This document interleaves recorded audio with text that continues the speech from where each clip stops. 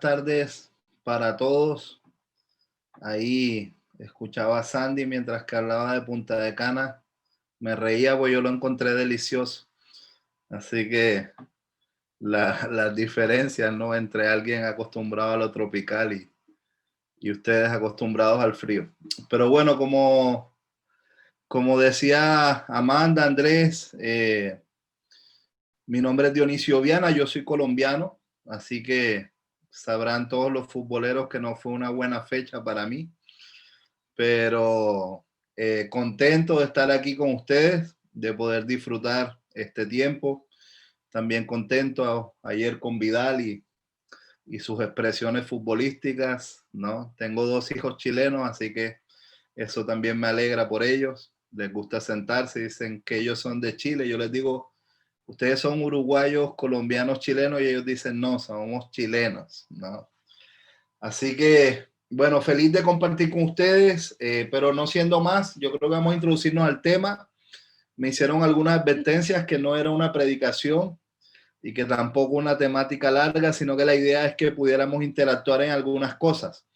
Entonces, lo que quiero hacer es que voy a ir planteando algunos puntos, ¿no? Y dentro de esos puntos que vayamos planteando, ustedes puedan ir participando junto conmigo, ¿no? Y podemos ir aportando cada uno en base a la luz que quizás Dios nos ha dado y en cuanto a preguntas o incógnitas que cada uno de nosotros pueda tener, ¿ya? Lógicamente estamos hablando, ¿no? Nos vamos a enfocar un poco en lo que es la sexualidad, pero quiero empezar con algo que yo veo que es como una influencia que nos lleva a la inmoralidad sexual y es la sensualidad, ¿ya? Yo creo que el enemigo se mueve más en medio de las sutilezas que de las expresiones fuertes, ¿no?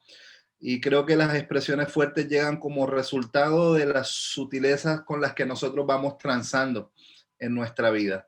Como misionero, eh, lógicamente mi trabajo es viajando. Ahora los viajes han quedado de forma virtual este año y quién sabe hasta cuándo.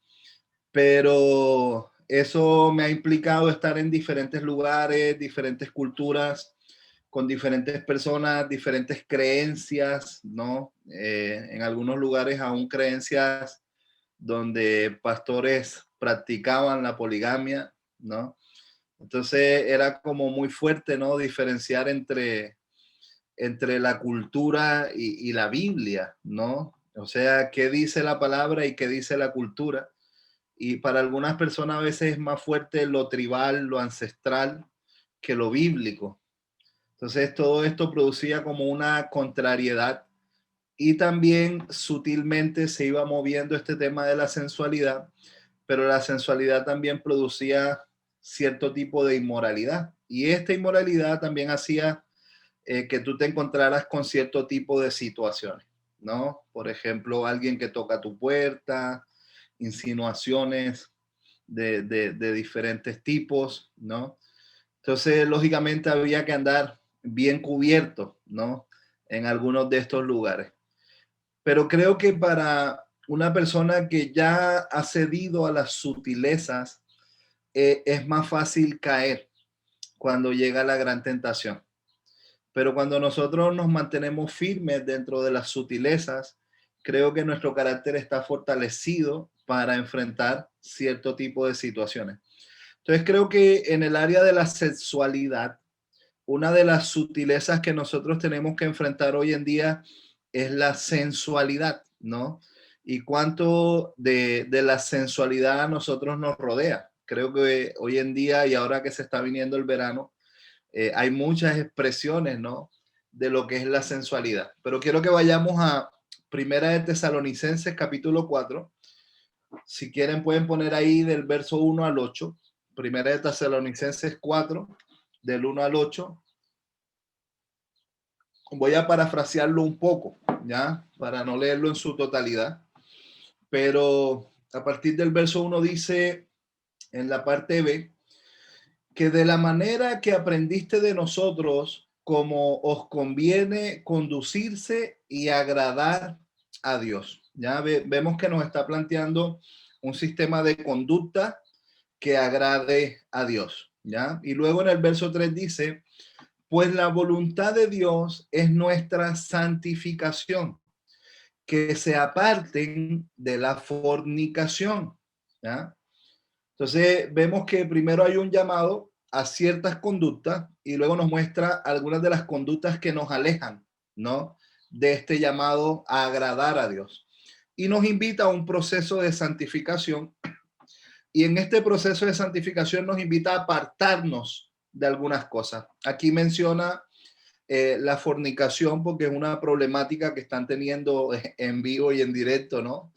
Pero, pero me quiero enfocar un poquito más en apartarnos, ¿no? A veces hay ciertas cosas de las que nosotros debemos apartarnos porque son las que nos llevan, yo creo, a lo que nosotros consideramos estas grandes consecuencias, ¿no?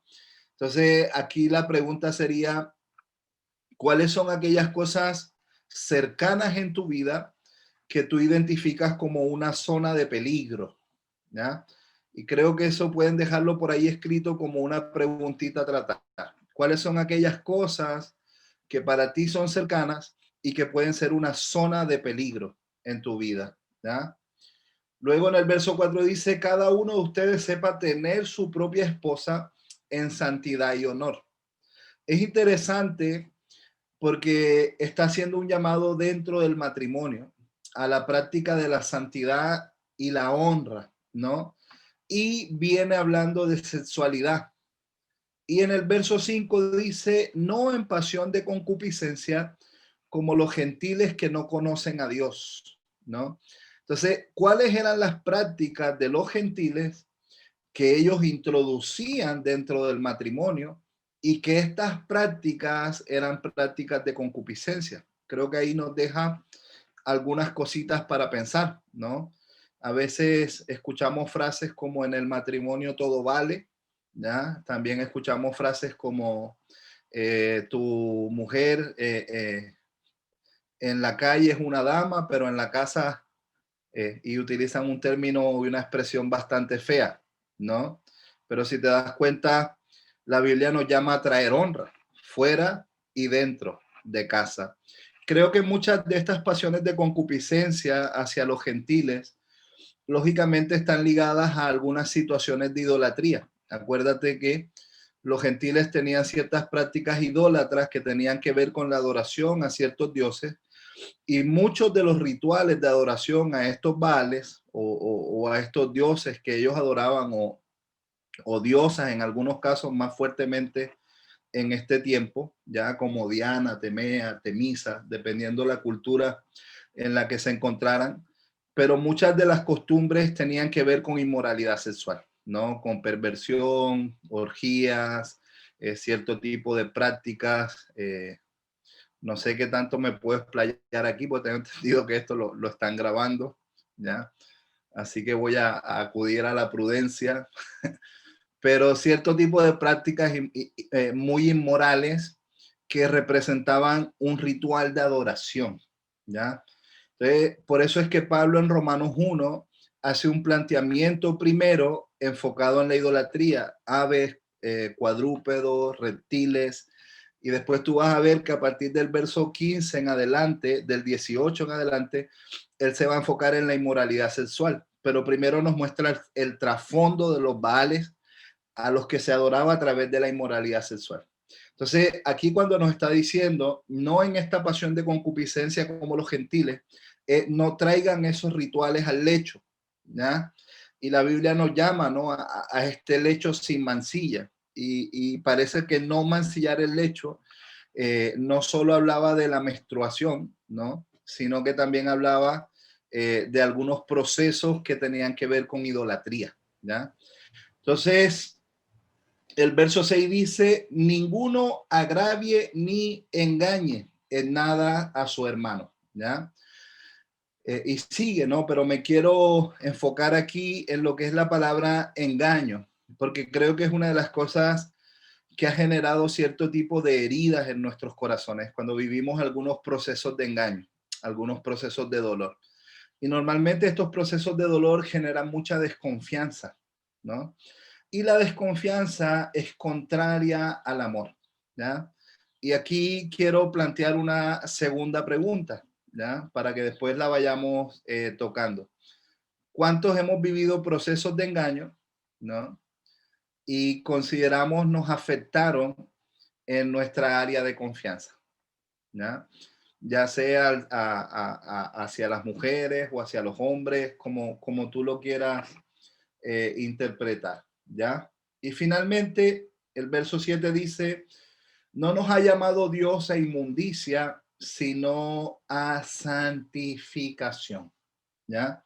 Entonces, algo que nosotros vemos es que la Biblia nos muestra que el hombre fue constituido para tener deseos, pero el llamado es no dejarnos dominar por esos deseos, ¿no? Entonces, hay cierto tipo de pasiones que son naturales en nosotros, pero la pregunta es cuándo estas pasiones se vuelven en pasiones desordenadas, cuándo estas pasiones se vuelven en pasiones vergonzosas. Y vemos un fuerte llamado al tema de la santidad. Entonces, me gustaría pasar al segundo punto, ¿ya? Pero veíamos un fuerte llamado a la santidad, ¿ya? Y una de las características o dos de las características fuertes de la santidad es la separación y la distinción, ¿ya? Entonces, lógicamente, cuando hablamos de separación, hablamos de separarnos de aquellas cosas que nos contaminan, ¿no? De los factores contaminantes. Estos factores contaminantes o estresores, ¿no? Como decimos en consejería, necesitan ser sacados de tu vida. Entonces, es importante que tú identifiques tus factores contaminantes, pero también tus factores estresores. A veces estos factores estresores o factores contaminantes también son personas, ¿ya? Pero hay ciertos factores estresores que, que tenemos que trabajar para que deje de ser un factor estresor.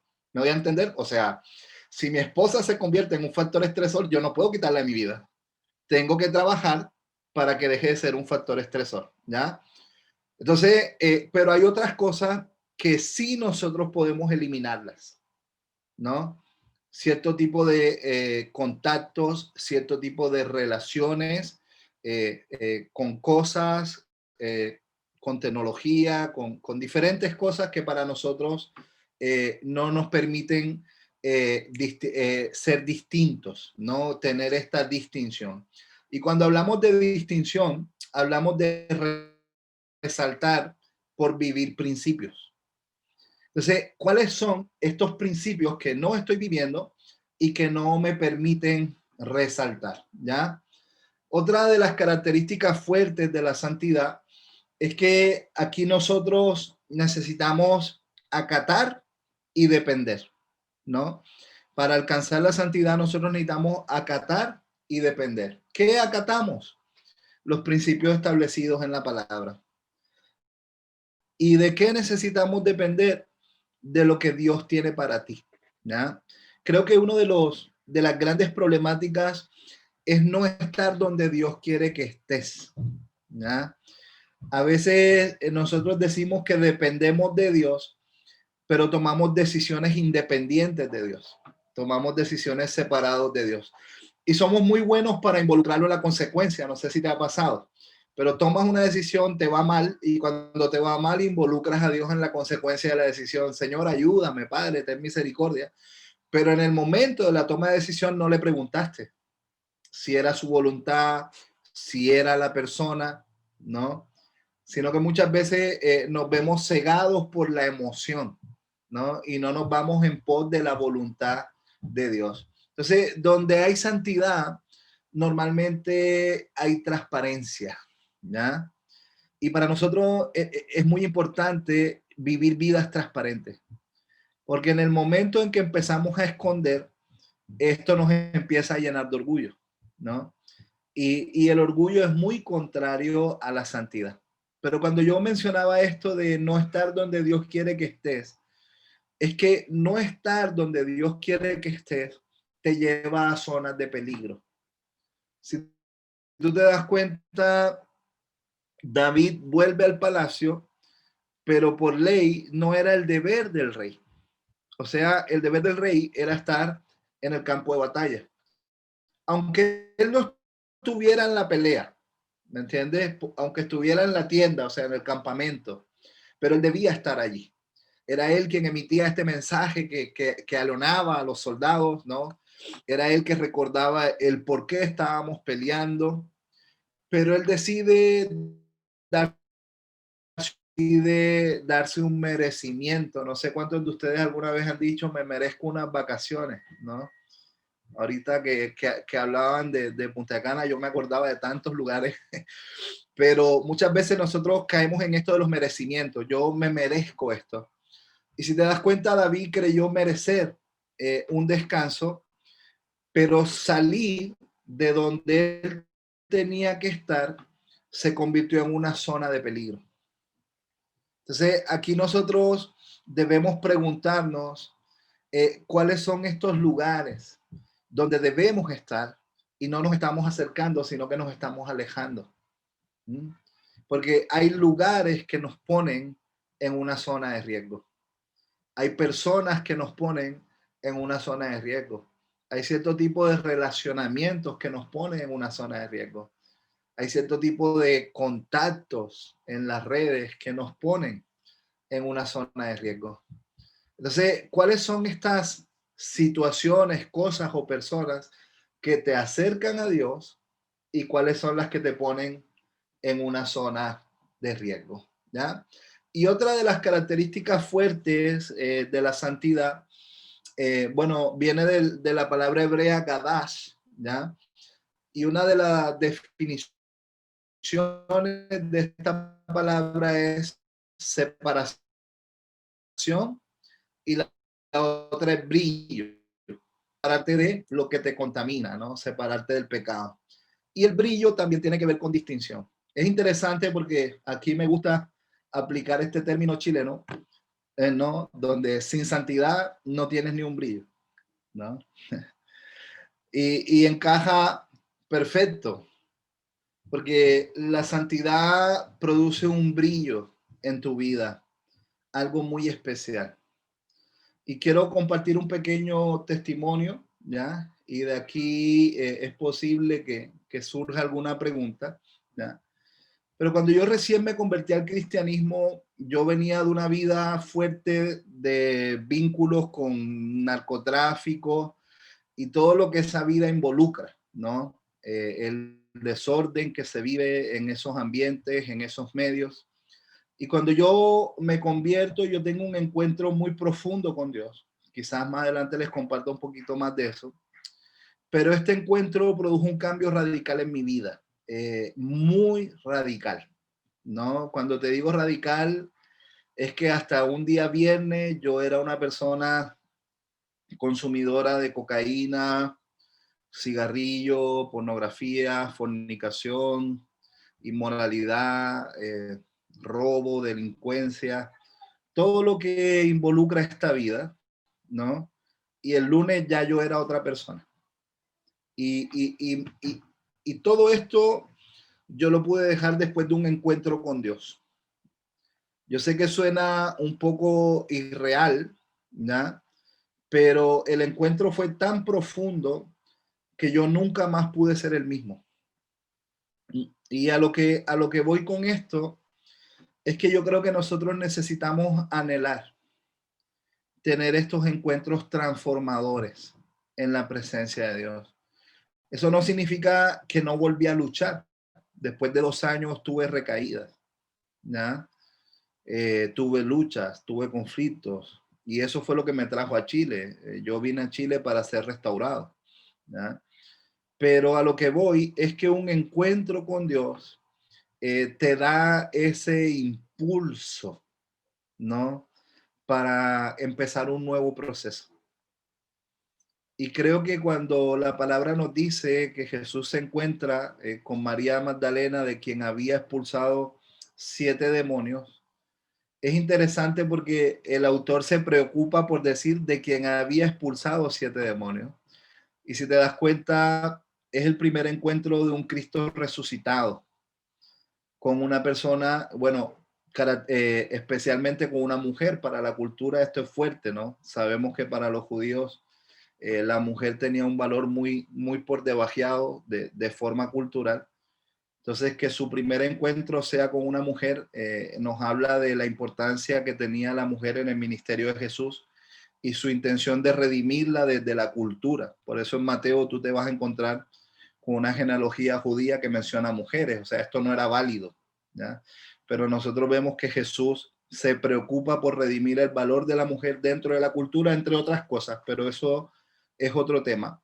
Pero a lo que voy es que algo que la palabra nos plantea es que una persona que un día estuvo endemoniada puede tener un encuentro con un Cristo resucitado, ¿no? Y con esto no te estoy diciendo que tú que estás endemoniado puedes encontrarte con un Cristo resucitado, no.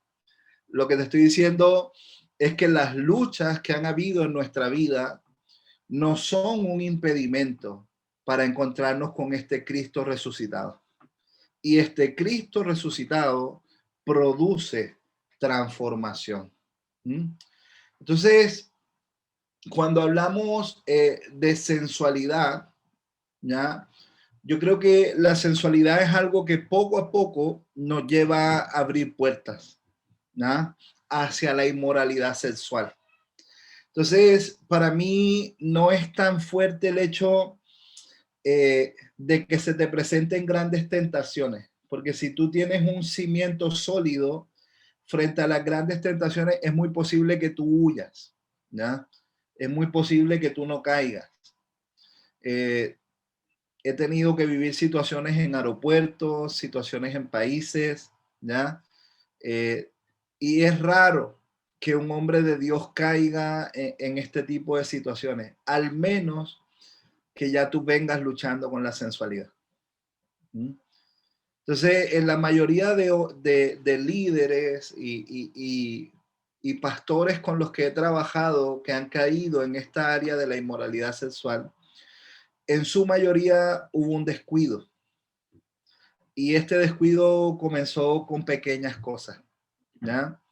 Y estas pequeñeces fueron las que detonaron lo que podríamos decir estas grandes caídas. Pero al escuchar las pequeñeces, dentro de las cosas que ellos fueron aceptando, fue la sensualidad.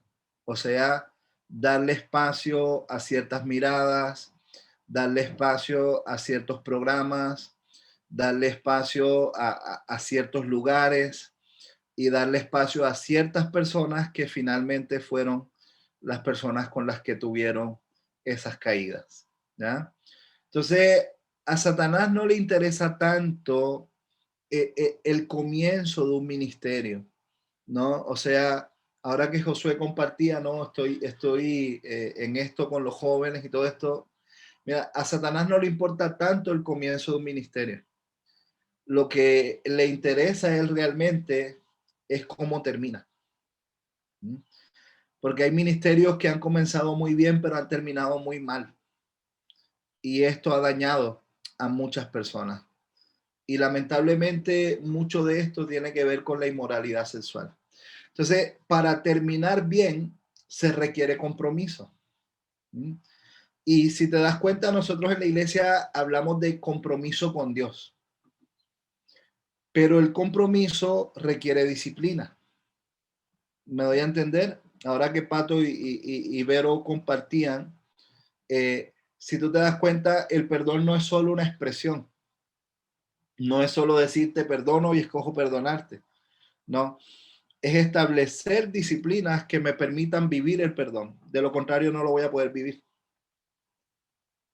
Entonces, para nosotros es muy importante el establecimiento de estas disciplinas espirituales que me llevan a un compromiso en el área de la sexualidad. Lógicamente nosotros estamos hablando del área de sexualidad, pero yo creo que esto se puede enfocar en diferentes áreas, ¿ya?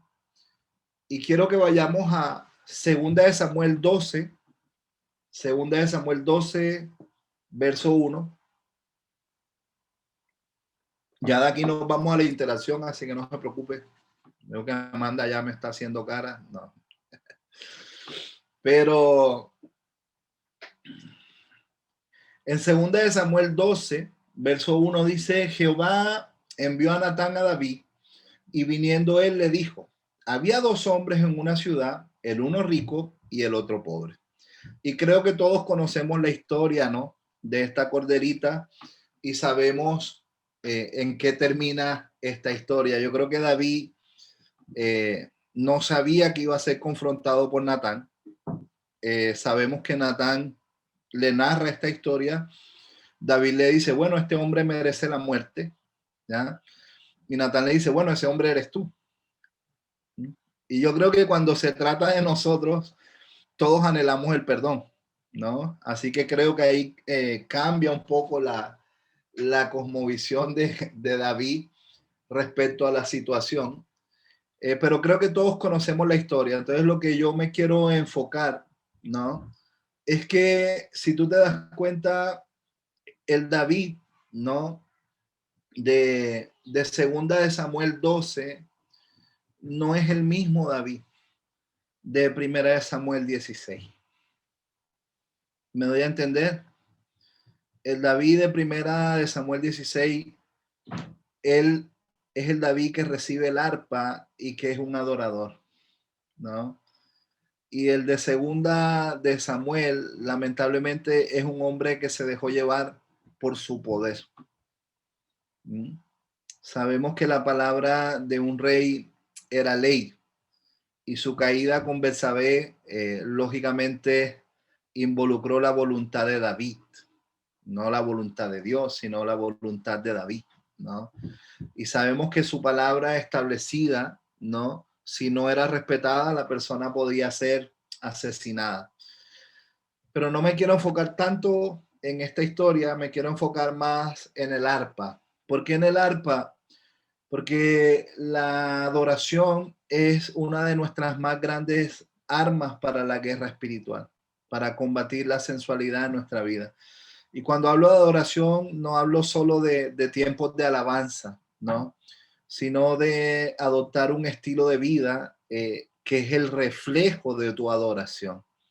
Y si te das cuenta, el estilo de vida del David de Primera de Samuel era un estilo de vida que reflejaba su adoración. Pero poco a poco David se fue desviando. Si nosotros nos vamos a Segunda de Samuel 5, ya tú te vas a dar cuenta en el verso 13 que David tomó para sí más mujeres, más concubinas, ¿ya? Y le nacieron más hijos y más hijas. Entonces es interesante porque cuando David toma a Betsabé, si no estoy mal, ya David tenía 22 o 23 mujeres, ¿ya? Entonces David había tomado un gusto especial por las mujeres. Y a pesar de que Dios, no sé si les aceptó ya o les concedió esto, algo que nosotros podemos ver es que no fue la recomendación de Dios. Y Dios clarifica el por qué. Y esto podemos verlo en Deuteronomio 17, del verso 15 al 17. Ya quiero terminar esta idea para que juntos compartamos respecto a esto. Pero Deuteronomio 17, del verso 15 al 17 dice, ciertamente pondrás por rey sobre ti al que Jehová tu Dios escogiere. De entre tus hermanos pondrás rey sobre ti. No podrás poner sobre ti hombre extranjero que no sea tu hermano, pero él no aumentará para sí caballos, ni hará volver al pueblo a Egipto con el fin de aumentar caballos, porque Jehová os ha dicho, no volváis nunca por este camino, ¿no?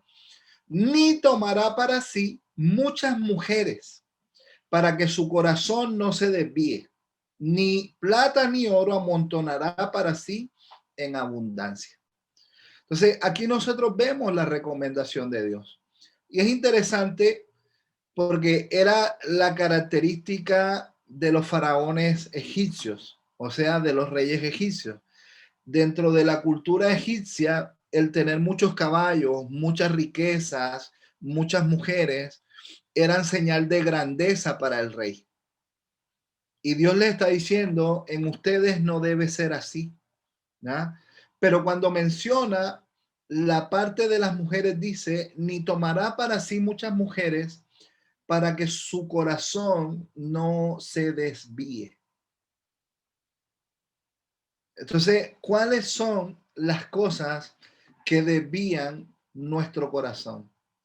Y si te das cuenta, las que desvían tu corazón son las que te llevan a sensibilizarte con el pecado. O sea, ellos tuvieron muchas mujeres, Salomón ni se diga. Es interesante que Salomón es hijo de Betsabé con David, ¿no? Una relación establecida en un fundamento de lujuria, y tenemos a un Salomón con 1000 mujeres, 700 esposas y 300 concubinas. Tremendo. ¿Mm? Tremendo, porque hubieron mujeres que Salomón las tuvo una vez y nunca más tuvieron contacto con él. ¿Mm? Pero al ser mujeres de rey, quedaron confinadas a una habitación y nunca más se podían volver a casar. O sea, este hombre les dañó la vida. Pero aquí lo que quiero ahora plantear, ¿ya? Para que lo analicemos juntos, es que hay cosas que culturalmente son legales, pero moralmente son pecados. Y algo que nosotros vemos con la ley mosaica, y no es que te estoy llevando a la ley, ¿no? Pero lo que nosotros vemos con la ley mosaica es que la ley mosaica demandaba fidelidad, mientras que la oriental ya te daba libertinaje. Y hoy por hoy, dentro de nuestras culturas, estamos viviendo ciertas expresiones culturales de libertinaje que se están planteando como normales. ¿Mm? Pero dentro de las que nos demandan fidelidad, al parecer nosotros estamos pasados de moda. Entonces, me gustaría que juntos pudiéramos meditar y reflexionar por un momento para que pasemos al último punto, ¿ya? Eh, ¿Cuál es la presión cultural que más me afecta en este momento? Pero ya ahí, para irnos enfocando un poco en el cierre, quiero que vayamos a Mateo capítulo 6, perdón, Mateo capítulo 7, verso 6. Mateo capítulo 7, verso 6. Dice, no des lo santo a los perros, ni eches vuestras perlas delante de cerdos, no sea que las pisoteen, se vuelvan y los despedacen. Y aquí quiero darle el cierre como con cuán importante es no compartir mis perlas con los cerdos. Esas cosas valiosas que Dios te ha dado. Ojo, yo no estoy diciendo que hay gente que es cerda, ¿no? Esto también tiene una connotación espiritual, ¿no? Esto también tiene que ver con lo que el enemigo quiere hacer en tu vida, ¿no? Y este deseo de destrucción que él tiene para ti. Pero aquí hay una advertencia de Jesús a sus discípulos. Esto está en el contexto del Sermón del Monte, ¿ya? Y Dios advierte a los discípulos de este peligro. O sea, ustedes van a recibir cosas santas que no deben dársela a los cerdos. ¿Mm? Y esto tiene varias interpretaciones, pero no me quiero enfocar ahora tanto en eso.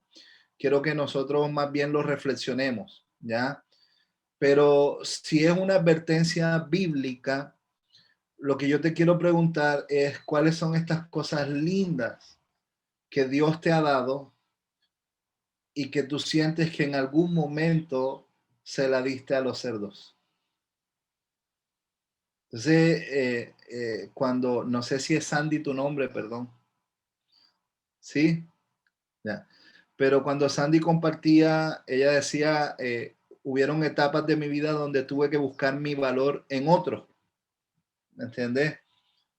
Si te das cuenta, aquí opera el engaño del enemigo. Porque la falta de desconocimiento de tu verdadero valor es la que te lleva a buscar el valor. Entonces, una persona que no se valora a sí mismo adopta conductas autodestructivas. ¿Por qué? Porque me puedo destruir porque no valgo nada. Y la respuesta que el enemigo normalmente nos las entrega a través del placer. Pero todo esto que nosotros experimentamos a través del placer fuera del orden de Dios, normalmente destruye las cosas valiosas que Dios nos ha entregado. Entonces, han habido etapas de nuestra vida en que nosotros hemos entregado nuestras perlas a los cerdos. Y es interesante que en Lucas 15, en la parábola del hijo pródigo, en el verso 15 y 16, cuando dice, fue, se arrimó a uno de los ciudadanos de aquella tierra, ¿no? Y este lo envió a su hacienda para que apacentase cerdos. Y él deseaba llenar su vientre con las algarrobas que los cerdos comían, pero nadie le daba. Aquí quiero destacar un par de cositas, ¿ya? Lo primero es el peligro de salir de casa fuera de tiempo. ¿Mm? Y aquí no solo me quiero enfocar en tu hogar, ¿no? Sino en cuando tú te alejas de tu relación con el Padre, ¿no? ¿Cuál es el peligro de alejarte, ¿no? Porque cuando tú te alejas, tú no piensas que vas a terminar comiendo con los cerdos. ¿Me doy a entender? Cuando tú te alejas, normalmente tienes otra expectativa, ¿ya? Supuestamente buena y normalmente ligada al placer, al vivir la vida, ¿no? Y un día mi esposa se levantó en la madrugada, me levantó y me dijo, mi amor, eh, la dádiva del pecado es muerte. Y yo como que la miré y le dije, sí, bueno, la palabra lo dice, amén. O sea, déjame dormir. Y ella me remeció y me dijo, Dionisio, la dádiva del pecado es muerte, ¿lo entiendes?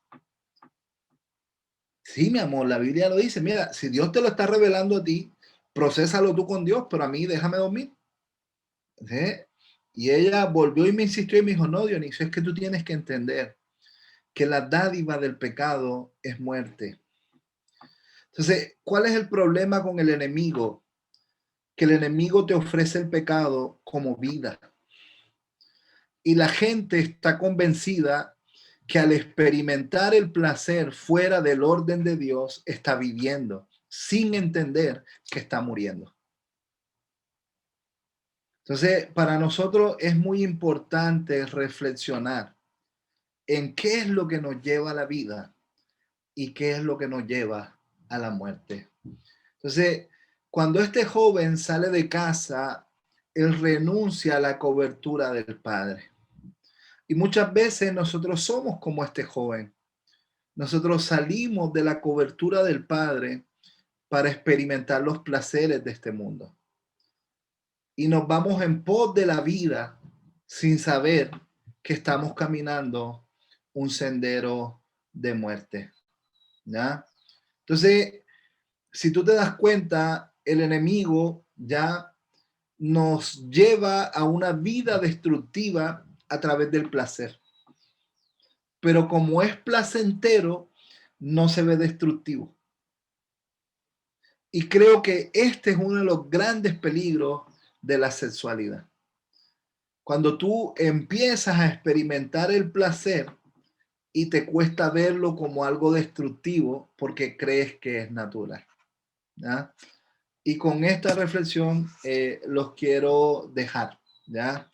Si tú observas, dice que este joven se fue y vivió perdidamente. Y parece ser que el perdidamente hace referencia a una vida sin límites, o sea, él quiso experimentar, ¿ya? Y no sé si ustedes han escuchado esta canción de Alex Campo, Al taller del maestro, ¿cierto? Bueno, esa él la hace por una enfermedad que tuvo en su garganta Pero hay otra canción que él realiza, ¿no? No me acuerdo el nombre ahora mismo, pero tiene que ver con la fruta prohibida, ¿no? Es una, ya con esto se me cae el carné un poco, ¿no? Pero la fruta prohibida, cuando él cuenta el testimonio de esta canción, tiene que ver con un joven que vivió y creció dentro de la iglesia, entonces siempre escuchó los testimonios, ¿no? Y Dios me sacó de la droga y Dios me sacó del alcohol y yo llevo una vida de inmoralidad. Entonces como que estas cosas siempre alimentaron su mente porque nunca las experimentó. Y él decidió darse un día de placer, ¿no? Para tener un testimonio. Y en este día de placer él experimentó muchas cosas, pero en este día él se contagia de SIDA, ¿no? Y un día de pecado trajo una tremenda consecuencia irreversible para él, ¿no? Hoy en día esto tiene tratamientos y muchas personas viven esta condición llevaderamente, ¿me entiendes? Pero si tú te das cuenta, la distorsión de los placeres tiene consecuencias. Entonces, el placer no es malo. Lo malo es vivirlo fuera de orden.